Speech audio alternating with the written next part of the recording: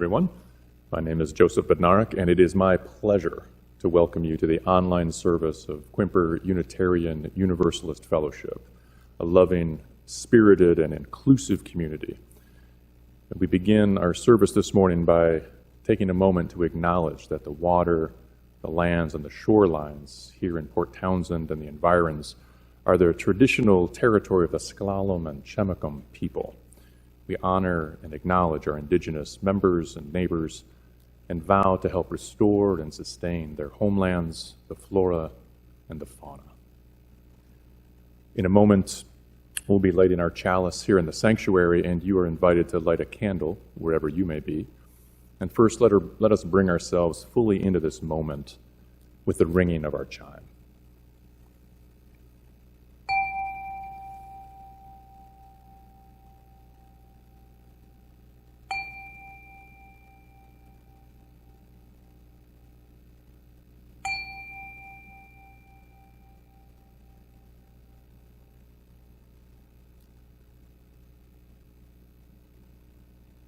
It is good to be together.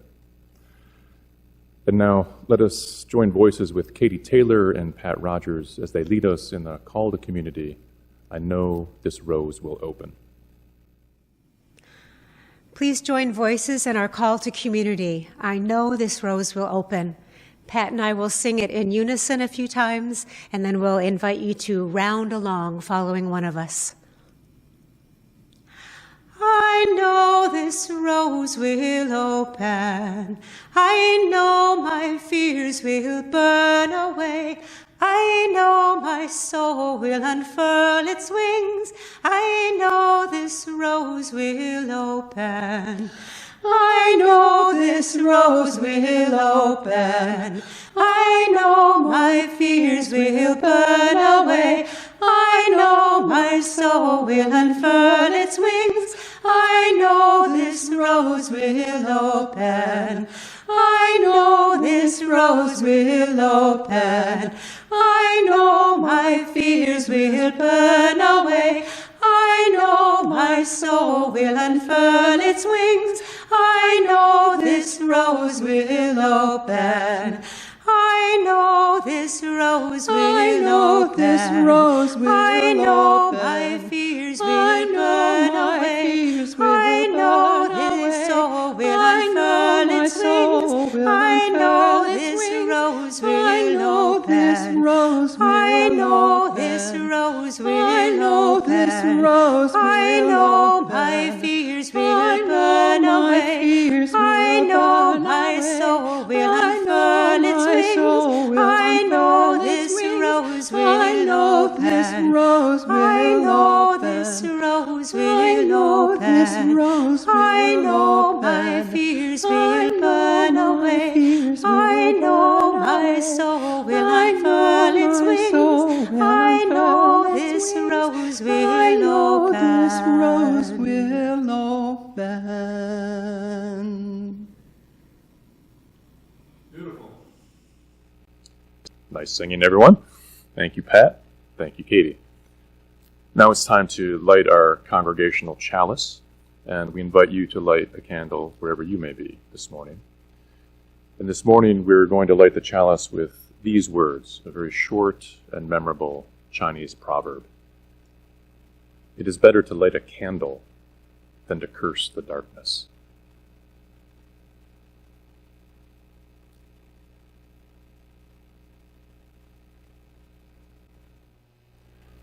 The opening words this morning are from St. Francis of Assisi.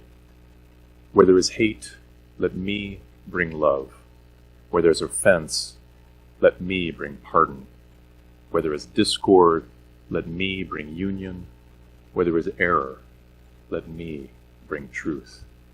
Where there is doubt, let me bring faith. Where there is darkness, let me bring light. Where there is sadness, let me bring joy. Because it is in giving oneself that one receives. It is in forgetting oneself that one is found. And we now invite Bo Olgren, our Director of Family Ministry, to share the time for all ages. Bo. Good morning, everyone. Today we are talking about improv and how to make one another shine, and yes, how. So Shaggington sometimes stays in the back of story time, just soaking things in and enjoying the stories. But today I decided to be a little spontaneous and allow them to choose the story. So Shaggington, what'll it be? The book with no pictures. Really? Okay. By B.J. Novak. This is a book with no pictures. It might seem like no fun to have someone read you a book with no pictures. It probably seems boring and serious. Except, here's how books work. Everything the words say, the person reading the book has to say. No matter what. That's the deal. That's the rule. So that means even if the words say, blork. Wait, what? That doesn't even mean anything. Blurf. Okay, wait a second. What? This isn't the kind of book I wanted to tell you. And I have to say every word the book says? Uh-oh. I am a monkey who taught myself to read. Hey, I am not a monkey. And now I'm reading you this book with my monkey mouth and my monkey voice. Okay, that is not true. I am not a monkey. Yes, I am a monkey. Also, I am a robot monkey. What? And my head is made of blueberry pizza. Okay, wait a second. Is the entire book a trick? Can I stop reading, please? No? And now it is time for me to sing you my favorite song. Oh, okay, a song, really? Do I have to sing a glug, glug, glug, my face is a bug. I eat ants for breakfast right off the rug. Okay, this book is ridiculous. Can I stop reading yet? No? There are more pages. I have to read the rest. My only friend in the whole world is a hippo named Boo Boo Butt. Boo Boo Butt? And also, the kid I'm reading this book to is the best kid ever in the history of the entire world. Really? And this kid is the smartest kid, too, because this kid chose this book even though it had no pictures. Because kids know this is the book that makes grown-ups have to say silly things. And make silly sounds like, oh no, here it comes. Glurgawacko, my grumpadoo, ay, brog, oomph, oomph, blaggity, glibbity, gloppity, clippity, beep, boop, eep, badongy face. Oh my goodness. Please don't ever make me read a book like this again. It is so silly. In fact, it is completely and utterly preposterous. Next time, please choose a book with pictures. Please, because this is just too ridiculous to read. The end. Bonk. I did not want to say that. Thank you, Bo. You always bring light and joy into our Sunday services. What I'd like to do now is acknowledge and welcome those of you who are visiting us today. If you are a newcomer or are returning from being away for a while, please say hello in the chat section on the right of your screen. We'd love to know your name, where you're from, so that we can get to know you better. There is always a lot happening at QUUF, and if you haven't done so yet, please check our website at QUUF.org, where you'll find a whole host of free online classes. This term we have 20 such programs, events, and other kinds of groups. We also hope you'll consider joining us for some coffee hour conversation after the service. Just look for the link that'll be posted in the comments section at the end of our service. And lastly, if you find this service useful or inspirational, and we hope both, we ask you to share the link with your friends and your family. So welcome one and all, we're glad you're with us today. It's now time for our offering. Today, our offering will go to QUF's online programming, staff, and building costs. If you enjoyed QUF's offerings but are not currently pledging, this is a great opportunity for you to express your appreciation. If you'd like to make a donation, you have 3 options. First, text the amount you'd like to give to the number now showing at the bottom of your screen. Secondly, you can go to our website, quuf.org, and click on the word giving. Or simply mail a check to QUF, and you'll find the address at our website, quf.org. We will now gratefully receive your offering as we listen to Sheila Harwood play the Rondo from Beethoven's Sonata in A major, Opus 2, number 2.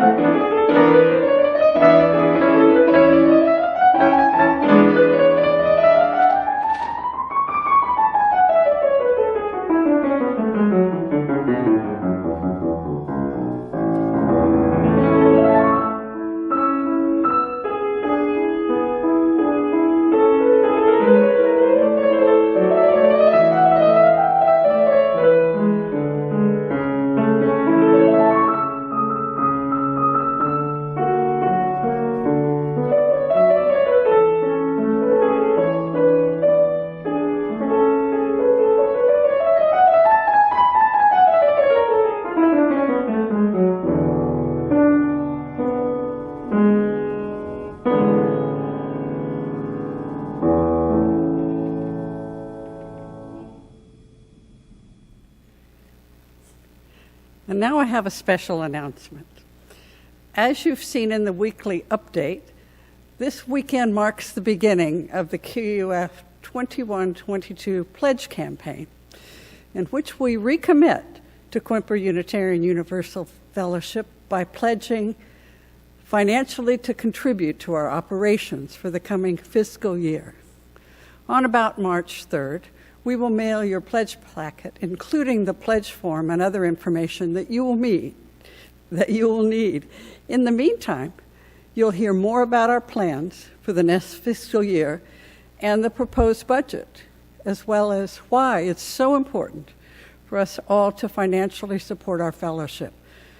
Through our website and weekly updates, you will also hear testimonials during the Sunday services from some of our members on what QUF means to them.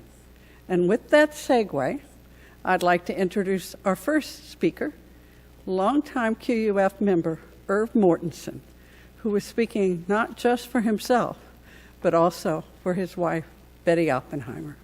Irv?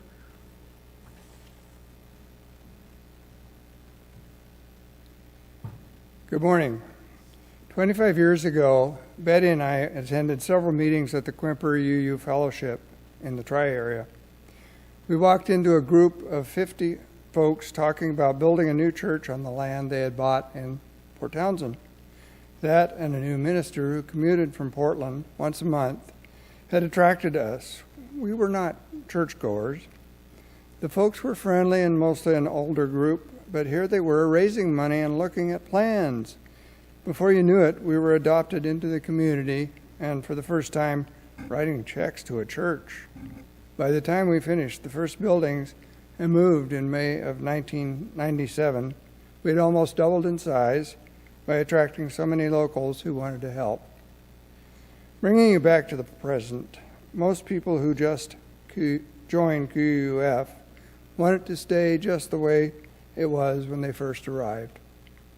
Obviously, that is not possible since the fellowship has a life of its own and grows and changes constantly. But during COVID-19, none of us have gotten the congregation we envisioned, but rather than grumble about it, we've all had to adjust.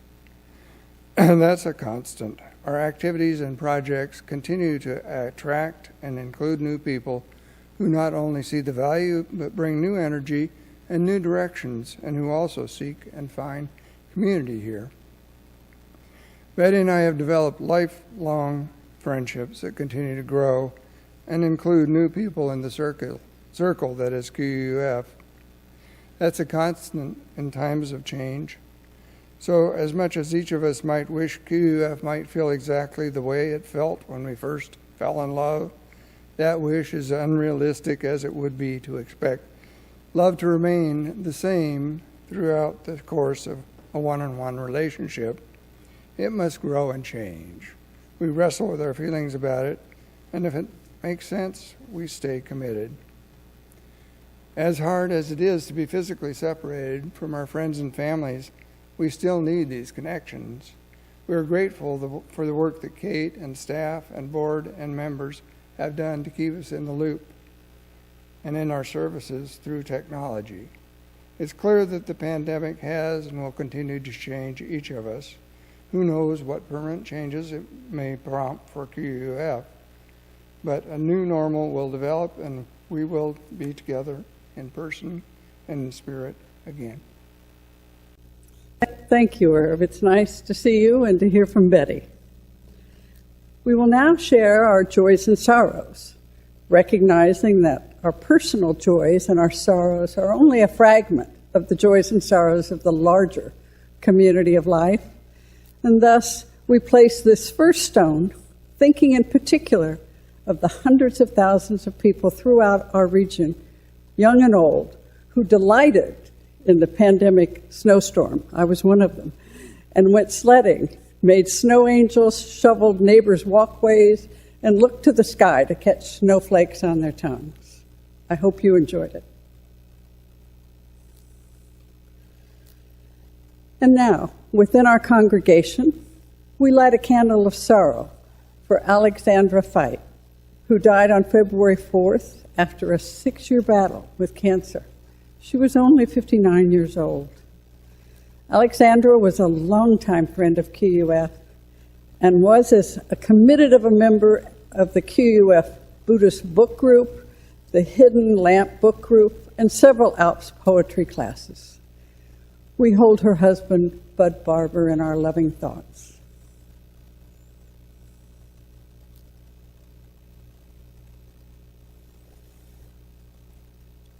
We light this candle of sorrow for Francesca Schroff, whose mother, Marjorie Alexander, died peacefully on January 22nd in Sacramento, California, after her heart failed. She was 94 years old. Francesca is the eldest of Marjorie's 7 children, all of whom felt great joy for having had her in their lives for so long. Her ex-husband, Jim, passed away on February 5th, also from a broken heart.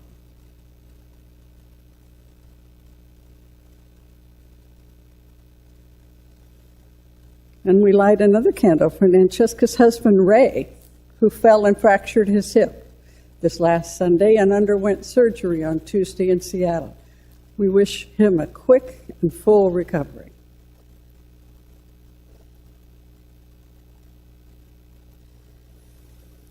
We light this next candle for Brian Rodgers and Sherry Montrose' son, Tracy, who has been hit with a suite of medical conditions now identified as long COVID.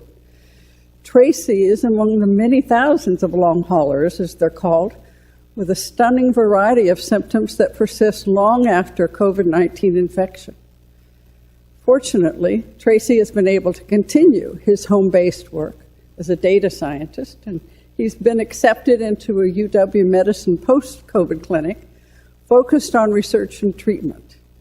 His spouse, Heather, his parents and parents-in-law all support him in all the ways that they can. The children, ages 1 and 3, give him lots of hugs.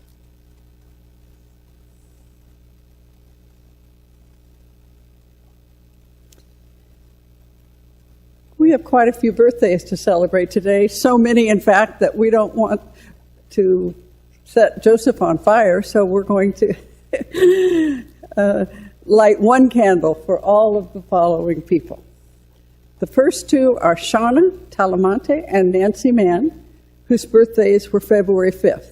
Happy birthday, Shauna and Nancy. Next, Jareen Binney, whose birthday was February 10th. Happy birthday, Jareen. And Diane Haas, whose birthday was February 13th. Our friend Deb Hammond was born on Valentine's Day. 2 people shared the same February 15th birthday, Sharon Dudley and Susan Sawatsky. David Alvarez had a birthday on February 16th. And last but not least, Ann Weaver, who had a surprise drive-by birthday party just yesterday. Happy birthday to each and every one of you. Light another one.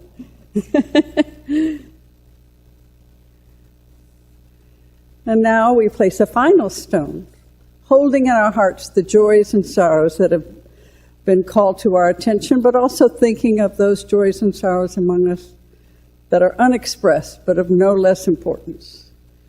May we have a heart of compassion for those in pain and sorrow, and a heart that celebrates with those who rejoice.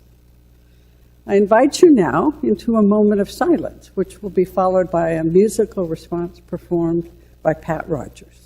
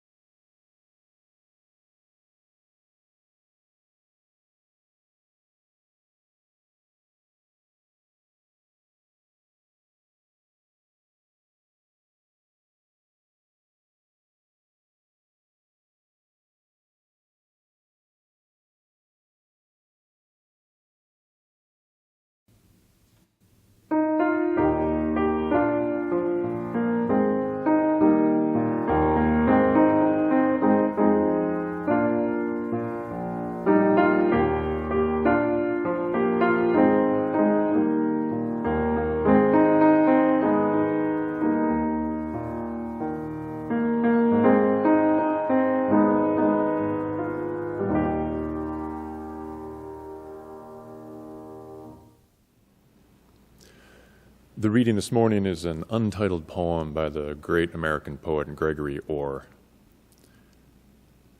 If to say it once, and once only, then still to say yes, and say it complete, say it as if the word filled the whole moment with its absolute saying. Later for but, later for if. Now, only the single syllable.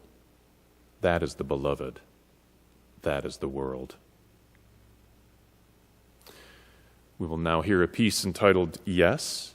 It was composed and performed by Barbara McAfee.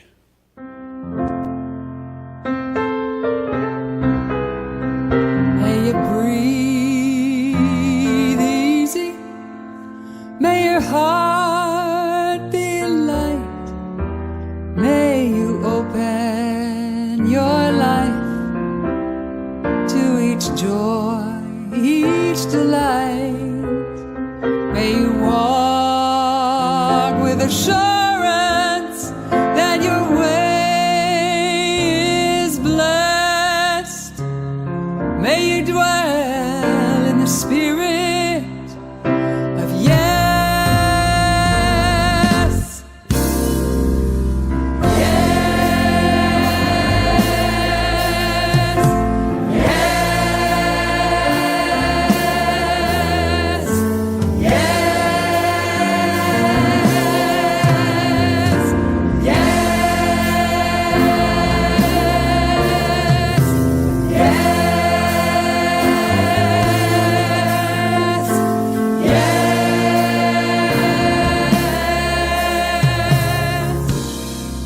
Yes, yes, yes, yes.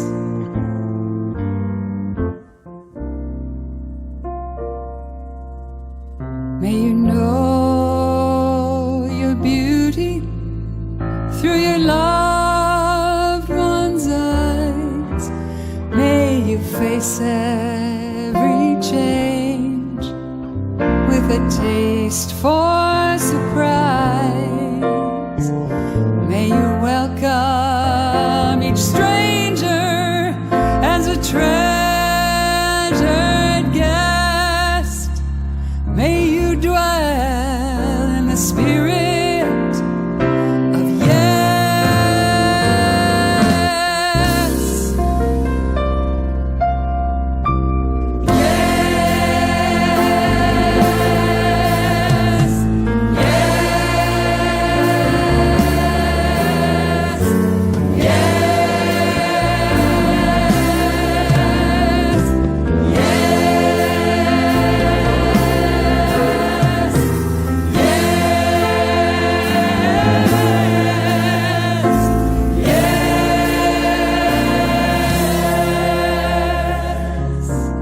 Yes, yes, yes, yes.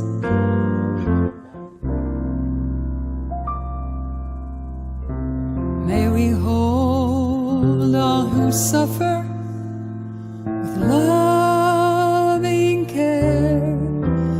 May our being together ease the loads that we bear. May we take up the habit of happiness.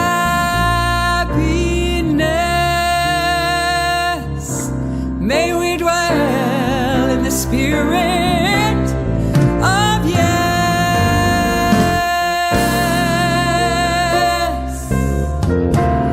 Yes.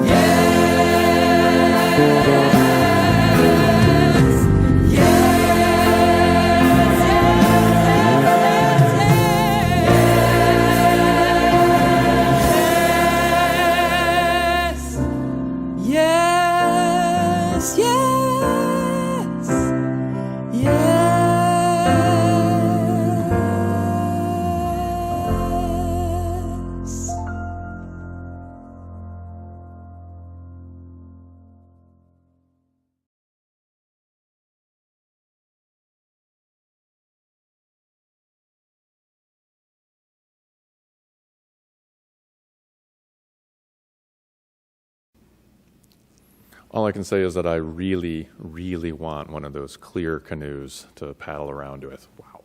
So anyway, 3 of my favorite words in the English language are very short and very sweet, and they're very easy to remember.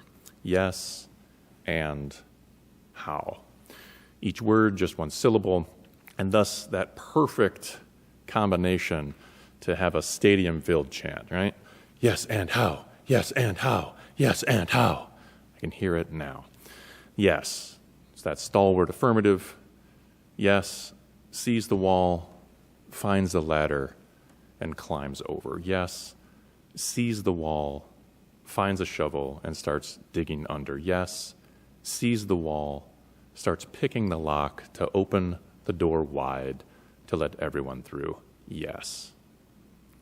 And is the fundamental conjunction binding the world together. This and that, peas and carrots, Thelma and Louise, Harold and Maude. For those of you who are of a certain age, this little ditty is going to bring Saturday mornings thundering back to your mind. Conjunction, junction, what's your function? And but an or will get you very far.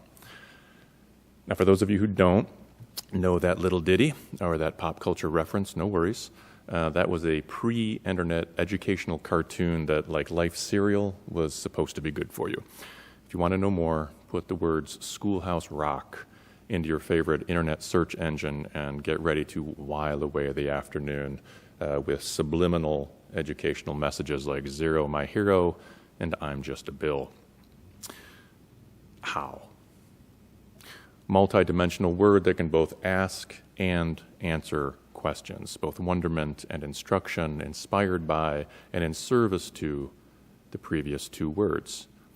Even more importantly, the one-word question that's tinted with genuine curiosity, part of that fundamental journalistic interrogatives. How? As in, how did you do that? How did you survive? How did you get here? How?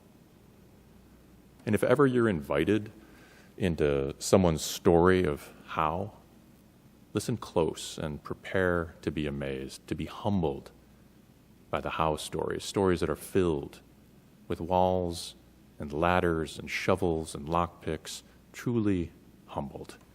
Everyone you know has amazing stories of their experiences on this planet, very much like your amazing stories of your experiences.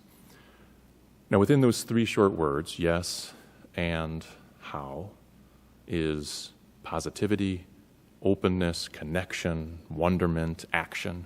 And I love these words. And I believe that this religion that we're practicing together, that we're bringing into the world together, Unitarian Universalism, has the spirit of these words, the spirit of positivity, openness, connection, wonderment, and action, deeply embedded into 7 animating principles. And please note that phrase, animating principles. There is no Unitarian Universalism without the principles being animated, being activated in the world. And the only way that they become activated is by living, breathing human beings, animating them, by practicing them, like speakers of a language. If there are no speakers, there is no living language. And the point of language and the point of religion is to be alive, to communicate, and to help construct the world. As the philosopher Wittgenstein so astutely says, the limits of my language mean the limits of my world. And these 3 words that we're talking about this morning create almost limitless possibilities. And while Unitarian Universalism calls itself a creedless religion, meaning that there's no doctrine or set of beliefs that adherents need to follow, I believe that yes and how come as close to a UU creed as possible, and it's also very hard to forget. So yes and how to animating 7 UU principles. Because Unitarian Universalism is not a thing outside of you. This religion is not some abstract concept locked inside some sacred text. This religion is a collection of living people living. and more to the point, improvising in a complex world. 7 principles that need to be animated and put into action, like the difference between a flowing river and a dry riverbed. And let's consider for a moment that first word. Let's open that door to yes. Absolutely. Affirmative, all right, aye, exactly, okay, okie dokie, yeah, yep, yo. There are so many ways to say yes. There's so many ways to open the door. Now, years ago, way back in my first semester of college, when I was still a teenager, I was living at home. I was licking my wounds because I could not go, quote unquote, off to college like all my comrades. I interviewed for a theater class at a community college that turned out relied heavily on the principles of improvisation. And yes, I had to interview to get into the class. I'd never been in a play. I'd never done theater. I was 18, and I was up for anything. Almost anything. I'd witnessed improv on late-night TV, mostly through the comedy program Second City, and improv seemed like a fun thing to try.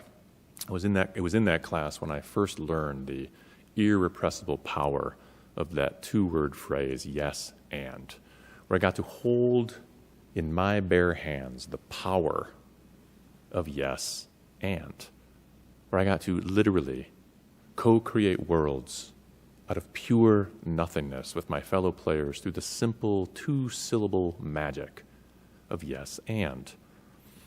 And quick sidebar, the next time that you're talking with someone and they get to an interesting part in their story and they start to sputter a little bit, just nod, which is a nonverbal form of yes. Let the silence linger there for a few seconds, and then open the yes door with something like, wow, that sounds like you were in a very tight spot.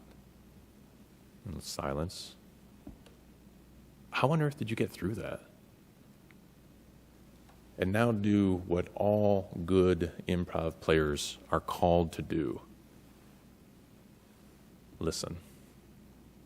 What an incredible lesson to learn in the first semester of college. Listen. And while listening, I was presented with an opportunity to co-create a team where profound trust was the bedrock, and the animating principle was to make my fellow players shine on stage and for them to become courageous and to succeed wildly. And repeat, to have my fellow players to be courageous and to succeed wildly. And for me to trust in my bones that their animating principle was to allow me to be courageous and to succeed wildly. And note that I did not say fearless. I said courageous. Courageous says yes. Fearless negates a negative, which doesn't quite have the same resonance. It's a subtle point, though it's a subtle point that you're welcome to carry into your week. And so imagine being in the wings of a dark stage. Stage is empty. You're with your small team. The curtain rises. The stage lights flare. You and your fellow players are fully present. And A, you have no idea what's going to happen because there is no script. B, you deeply trust everyone. C, you know that your comrades, to a person, are going to personally see to it that you succeed, that you shine, that your brilliance, in other forums called your inherent worth and dignity, will be called forth and recognized, and that your brilliance radiates even more brightly in relationship to the brilliance of your fellow players. And D, honest mistakes and fumbles are completely, perfectly, 100% accepted. They are welcomed, in fact, like those whorls in a wood grain, those whorls that influence the flow of the grain and make the wood more interesting and compelling. Improvisational whorls, they become portals to step through to explore, to keep flowing, to keep building a world based on yes and build, yes and yes and yes and only possibilities to improve, to become more hilarious, to harness positive energy, to keep going, to keep building, to keep making something out of nothing, and for everyone's sake, keep listening, keep making something out of nothing, and keep listening. Because our vast universe is filled with mostly empty space and mostly silence. This is a key point. Make something out of nothing. And now check this out. Isn't that what religion is? Making something out of nothing? Religion does not exist without a world and with humans engaging in that world. Religion did not exist 1 billion years ago, and once we are all dead and gone, there will be no religion. And so for me, bringing the concepts and principles of improv into religious practice, it's exhilarating. It's profoundly exhilarating. And I also want to say this about the dreaded word mistakes. We make way too much of them, especially in this era of social media amplification and intense judgmental scrutiny. How much energy have you invested in your life dealing with managing lamenting mistakes? I think that we would do well to create a buffering grace around honest mistakes, to realize that mistakes, they're fundamental to learning. We need to accept them in ourselves and not get too obsessed about other people's mistakes. And going one better, we actually need to welcome honest mistakes. If we are not making honest mistakes, it is quite likely that we are not trying hard enough. We are not putting ourselves in a position to learn. And I'm reminded of the great Hall of Fame quarterback Jim Kelly, who ran one of the most potent offenses in all of professional football.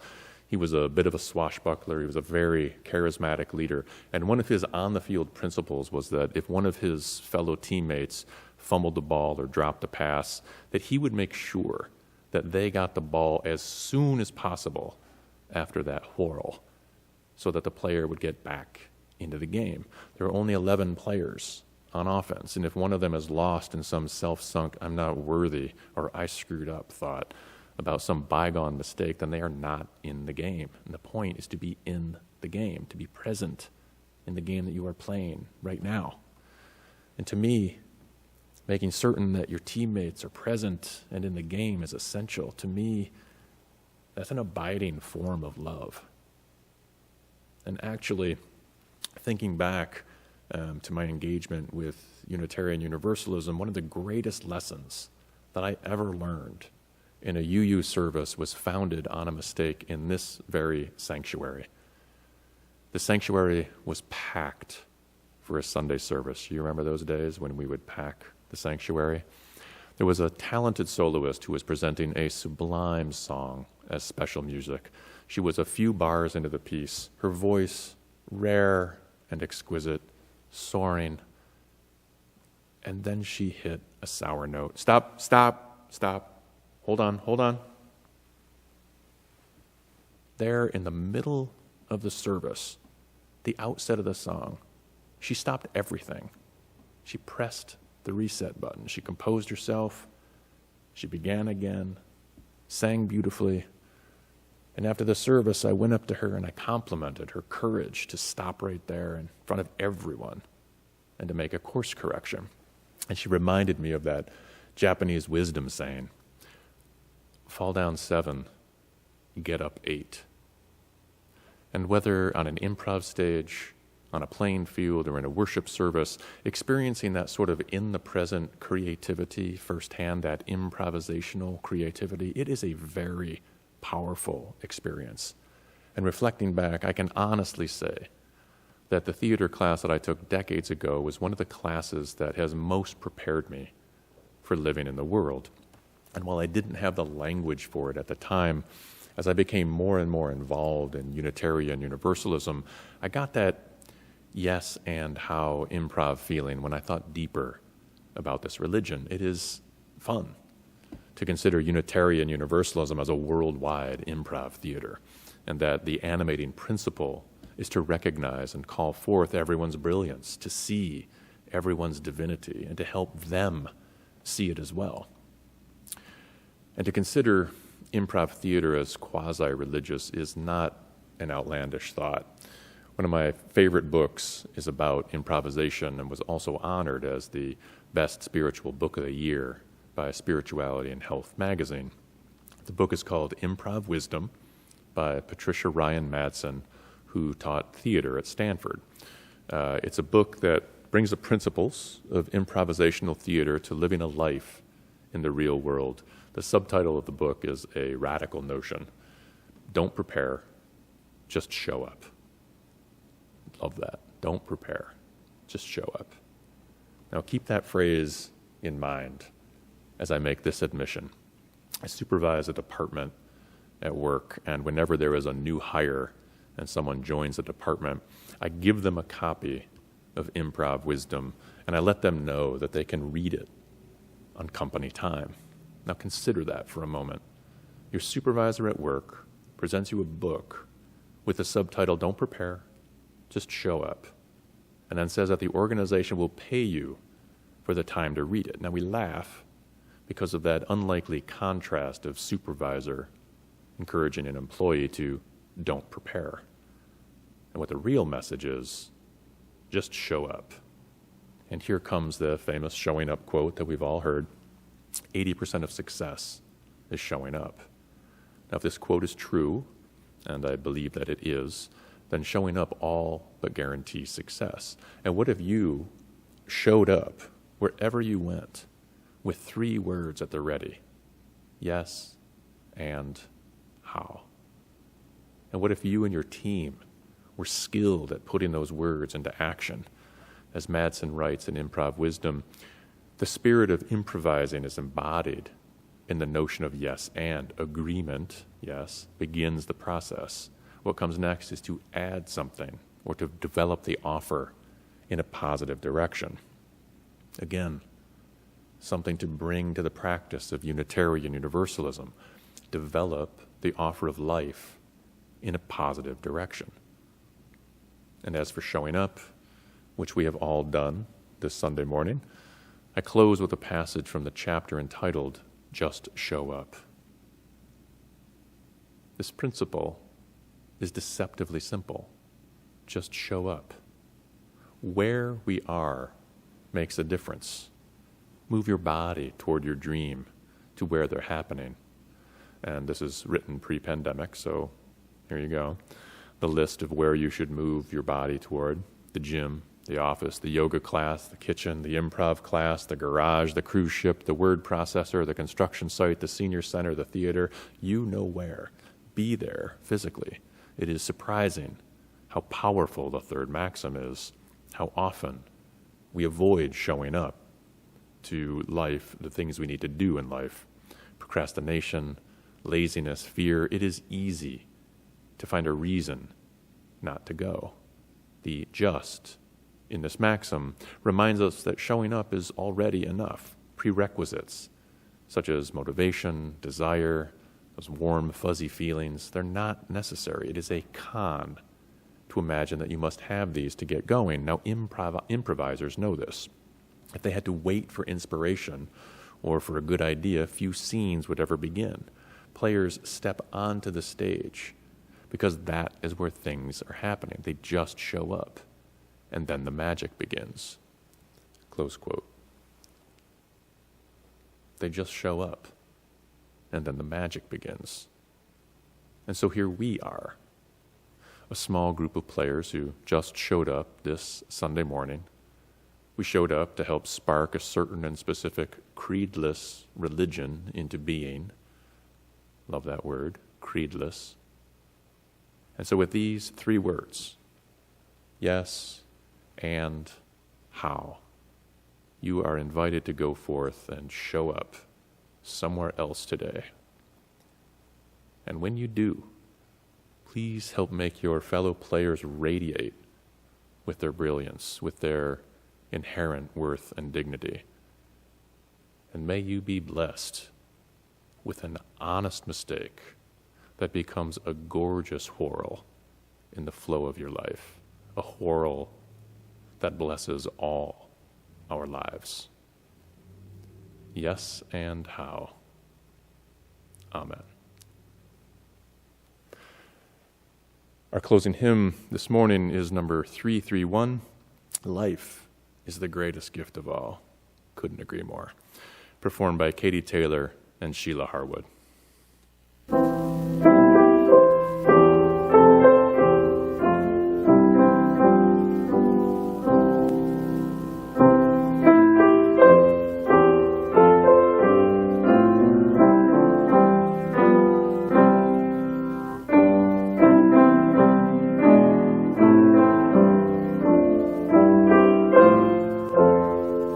Please join voices in our closing hymn.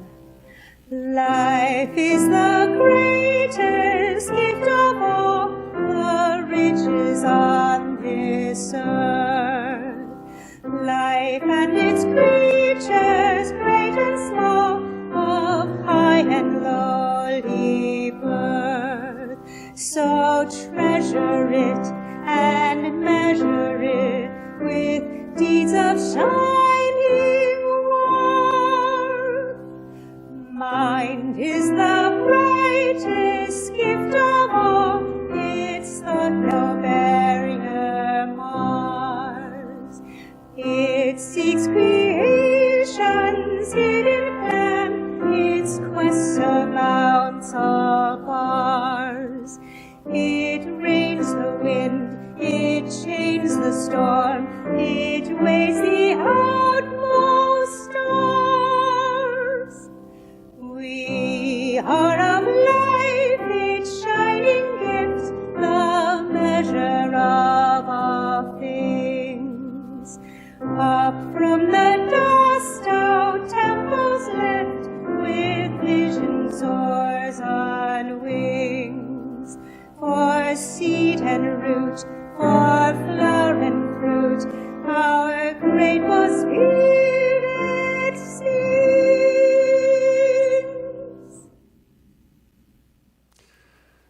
We now extinguish the chalice this morning with these words.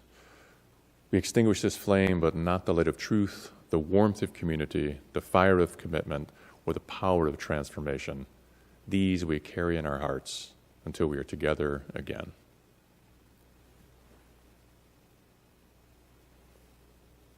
Kind of smoky there, Joyce. Thank you, everyone, for joining us today. I hope that you will join us for our virtual coffee hour, the link for which is now in the chat section on your screen. And to close, let us turn our attention to Sheila Harwood as she plays the Scherzo from Beethoven's Sonata in A major, Opus 2, number 2.